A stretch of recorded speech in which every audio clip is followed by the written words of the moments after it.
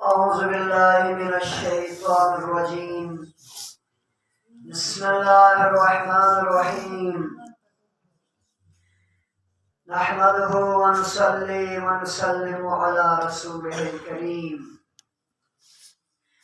رب اشرح لي صدري ويسر لي أمري واحلل عقدة من لساني يفقهوا قولي. أما بعد فقد قال الله تبارك وتعالى في محكم كتابه المجيد وفرقانه الحميد وقوله الحق وهو أصدق الصادقين.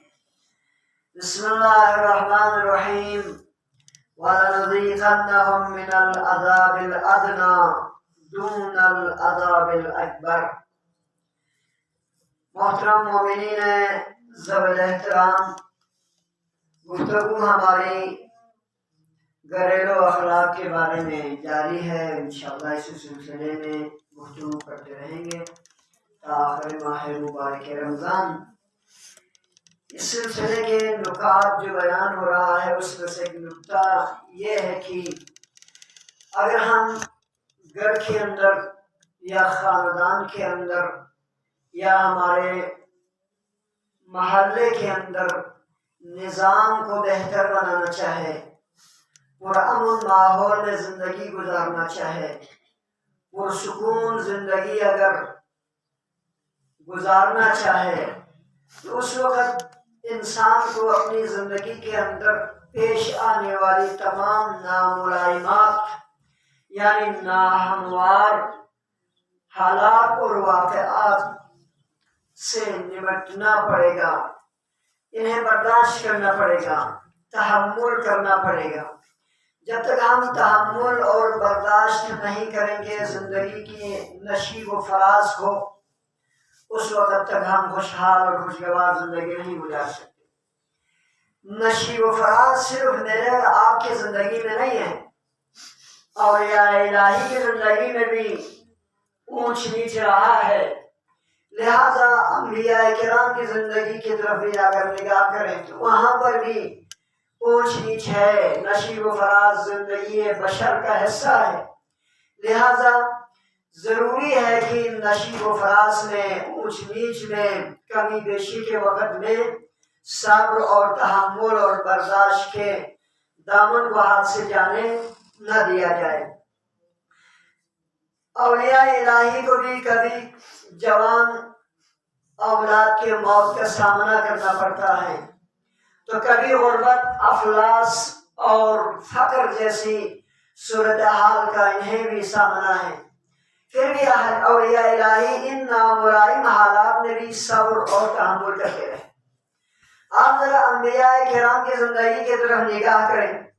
حضرت سلیمان پیغمبر کو خدا نے کتنی بڑی سلطنت عطا کی، سب جانتے ہیں. کتنی بڑی حکومت عطا کی، کتنی طاقت عطا کی کہ کائنات کا طاقتور ترین فرد بنا. میرے خیال میں سلیمان کے بعد کوئی حاکم ایسا نہیں آیا کہ جس کی حکومت ہواؤں پر بھی ہو، جانوروں پر بھی ہو، چرن برن پر بھی ہو، ہر چیز پہ خدا نے حکومت کو، سلیمان کو حکومت اور سلطہ اور طاقت عطا کی. لیکن اتنی ساری طاقتوں اور سلطنتوں اور عظمتوں کے باوجود سلیمان پیغمبر کی زندگی میں بھی نشیب و فراز ہے. کیا ہے؟ اولاد نہیں ہے. اولاد کی تمنا کرتے رہے کہ ایک بیٹا ہو جائے، لیکن کثرت کے ساتھ طلب کر کے دعا کر کے ایک بیٹا دیا، وہ بھی فارغ شدہ بیٹا، وہ بھی ایسا بیٹا جو فقط گوشت کا لوتھڑا تھا اور اس کے سوا کچھ نہیں تھا. کیا یہ حضرت سلیمان کے لیے پریشانی نہیں ہے؟ ناملائم حالات نہیں ہے؟ لیکن ان تمام چیزوں کے باوجود حضرت سلیمان نبی نے صبر اور تحمل کے دامن کو ہاتھ سے جانے نہیں دیا. ہر وقت خدا کے درگاہ میں شکر انجام دیتے رہے اور کبھی زبان پہ حرف شکایت لے کر نہیں آیا. اب حضرت ایوب نبی اللہ کی زندگی کی نگاہ کریں. ہمیشہ اپنی زندگی کو مت دیکھیں، اپنی زندگی میں جو مشکلات ہیں ان کے مشکلات کی طرف نگاہ نہ کریں، انبیاء الہی مقربین پروردگار پیشوایان دین کی زندگی پر بھی نگاہ کریں تو آپ کو حوصلہ ملے گا، آپ کو ہمت عطا ہوگا۔ عزیزان محترم، حضرت ایوب جیسا پیغمبر خداوند متعال نے زمانے کا نبی بنا دیا، ولیکن مشکلات اور پریشانی اور ابتلا و امتحان سے لبریز زندگی تھی حضرت ایوب کی زندگی۔ اولاد کی موت کی پریشانی ایوب کو ہے، مال و دولت کی نابودی اور ہاتھ سے جانے کا غم ایوب کو ہے، خود کے جسم کی بیماری کا امتحان ایوب دے رہے ہیں، بیوی کی بیماری کی پریشانی میں ایوب مبتلا ہے۔ اس قدر ناملائم حالات میں حضرت ایوب علیہ السلام نے زندگی کی، اس قدر ناہموار یعنی غیر متوقع حالت میں حضرت ایوب نے زندگی کی، لیکن کبھی بھی زبان پر شکایت نہیں لے کے کہہ رہا، کبھی نہیں کہا پروردگارا میں امیر تھا، آپ نے میری ساری جائیداد کو جلا دیا، خاک میں ملا دیا، سب برباد کیا، اب میں فقیر ہو گیا۔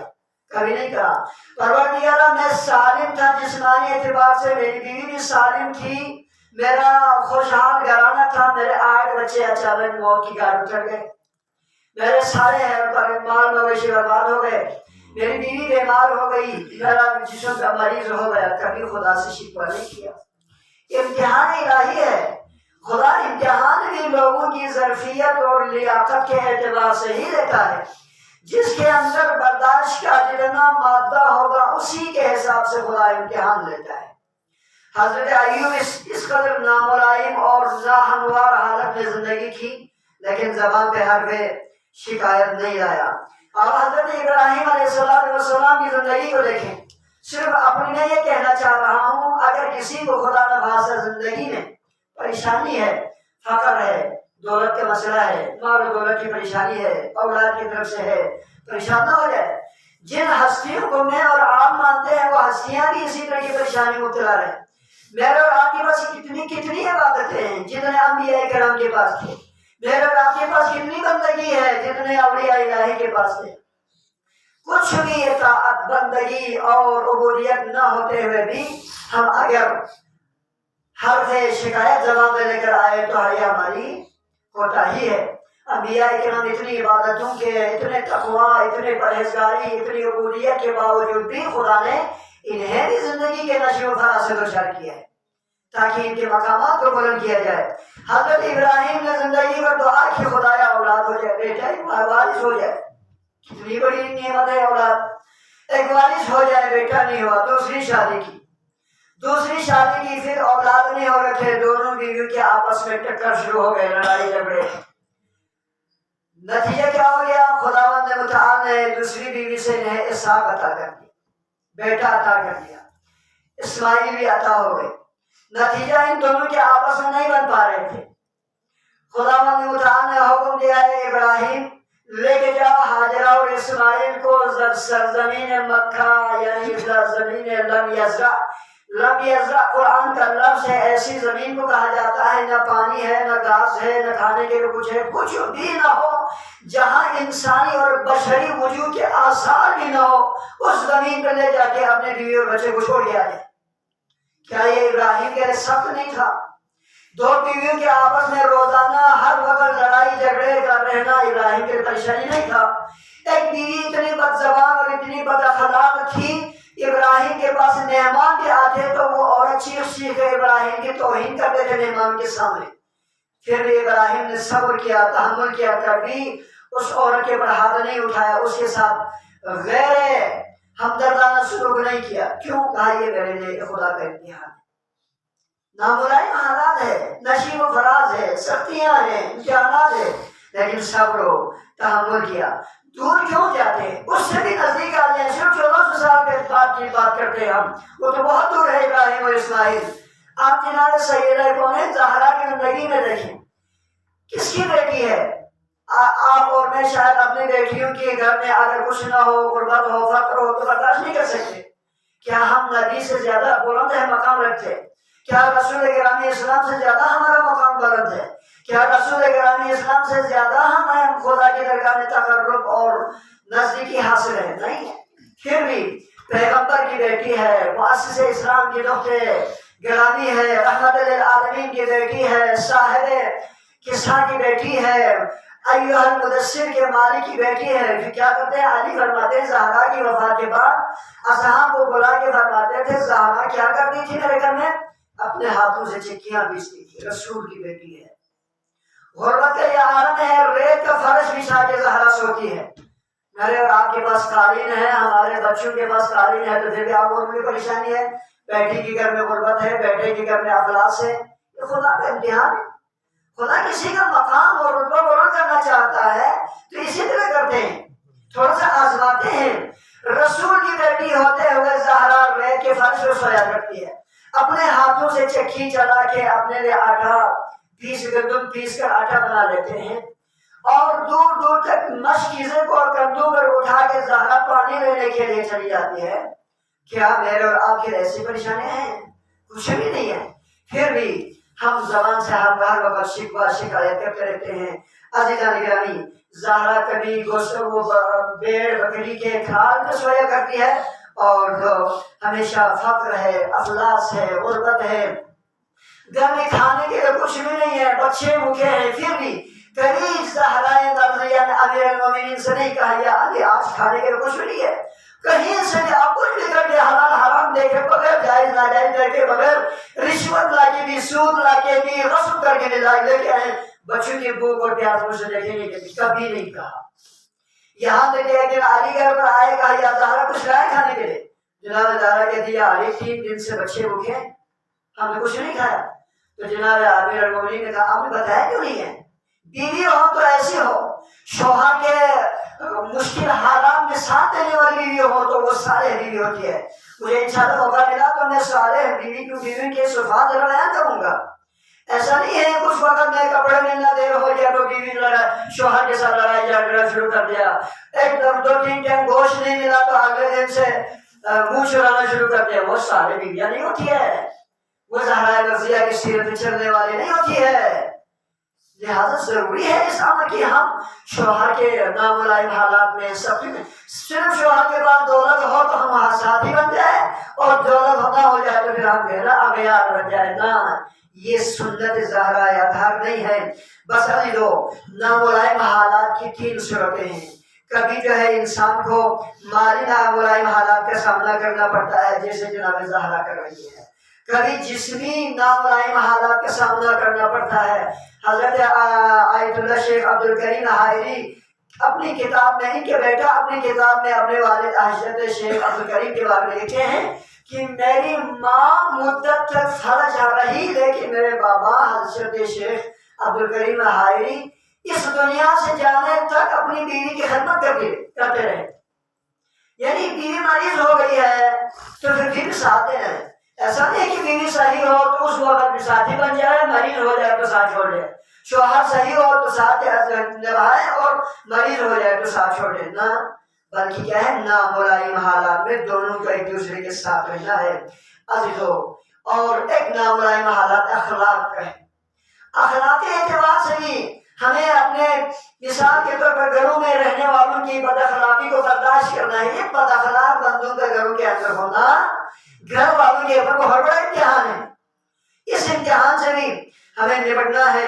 بیان کرتا ہے کہ اگر کسی عورت نے، خواتین اللہ سنیں، کہ کسی عورت نے اگر اپنے شوہر کے بد اخلاقی پر صبر کیا، شوہر بد اخلاق ہے، اس کے اخلاق صحیح نہیں ہے، وہ بد زبان ہے، اس کی زبان صحیح نہیں ہے، اگر شوہر کی بد زبانی اور بد اخلاقی پہ کسی خاتون نے صبر کی تو خداوند متعال رسول فرماتے ہیں خداوند متعال اسے حضرت آسیہ کا ثواب عطا کرے گا۔ سبحان اللہ۔ حضرت آسیہ معمولی خاتون نہیں ہے، حضرت آسیہ ان 4 عظیم خواتین میں سے ہے کہ جن کی عظمتیں کائنات کے لیے بعنوان رول ماڈل ہے، نمونہ عمل ہے، قرآن نے پیش کیا ہے۔ آسیہ کا ثواب آپ کو شوہر کے بد اخلاقی اور بد زبانی کے اوپر صبر کرنے پر آپ کو مل رہا ہے، تو اس امتحان سے ہمیں آگے نکلنا چاہیے۔ فرماتے ہیں کہ اگر کوئی بندہ بد اخلاق ہو جائے، ایک نمونہ دے رہا ہوں، نسخہ دے رہا ہوں، بد اخلاق ہو جائے تو اس کے کام میں آزان دے دیں۔ کیوں؟ اس کے کام میں آزان کیوں دینا ہے؟ اس لیے کام میں آزان دینا ہے کہ یہ بندہ جو بد اخلاق اور بد زبان ہے، یہ بد زبانی اور یہ بد اخلاقی دلالت کرتی ہے کہ وہ اسلام سے دور ہو گئی ہے۔ ہمارے معاشرے میں گالی گلوچ دینا ایک مذاق ہے، ہمارے معاشرے میں گالی دینا اور بڑی زبان استعمال کرنا یہ پیار محبت کا ایک مثال کی جھلک ہے۔ نہ ایسا نہیں ہے، زبان سے ایک گالی بھی ایک بد زبانی بھی اگر نکلتا ہے، چاہے مذاق میں ہو چاہے محبت میں ہو چاہے جس طرح ہو، اسی ایک زبان بد زبانی کے بدلے ایک بچھو بن جاتا ہے، وہ آپ کو قبر میں ڈسے گا۔ کہتے ہیں کہ زوجی کی زبان بد زبان ہو، چاہے مرد ہو چاہے عورت، اس کے کان میں آزان دو، کیوں؟ وہ اسلام سے دور ہو چکا ہے۔ اسلام سے دوری کا نتیجہ ہے کہ وہ اپنی زبان کو بد زبان کرتے ہیں۔ حضرت بس بات تمام کرنے جا رہا ہوں، میرا ہمیں ٹائم تمام ہو گیا۔ حضرت امام صادق علیہ السلام اللہم صلی علی محمد ان کا ایک فرزند تھا اسماعیل نام کا۔ اسماعیل نے کسی مشکل وقت میں کسی مسئلے کی وجہ سے اپنی بیوی پہ مارا، نتیجے تک خداوند متعال نے اس کو اس گناہ کے بیوی کے اوپر مارنے کی سزا میں اس کو مریض کر دیا۔ وہ مریض ہو گیا۔ کیوں مریض ہو گیا؟ میں نے شاید کل عرض کیا، خدا کی نگاہ رحمت جن بندوں کے اوپر ہوتی ہے، خدا ان کے عذاب کو قیامت کے اوپر نہیں چھوڑتا ہے، بلکہ دنیا میں اس کے عذاب کو تھوڑا سا چکھا لیتا ہے، کیونکہ خدا کی نگاہ رحمت اس بندے پر ہے۔ کبھی گناہ سرزد ہو جاتے ہیں، کسی کو دنیا کے اندر یا غریب بنا دیتا ہے، فقیر بنا دیتا ہے، مریض بنا دیتا ہے، پریشانی میں مبتلا کر کے اس کی گناہوں کا یہاں پر ہی کفارہ ادا کر کے اس دنیا سے لے جاتے ہیں۔ حضرت امام صادق کے بیٹے اسماعیل نے بیوی پہ مارا، خداوند متعال نے اس مار کی سزا کے طور پر اسے مریض کر دیا۔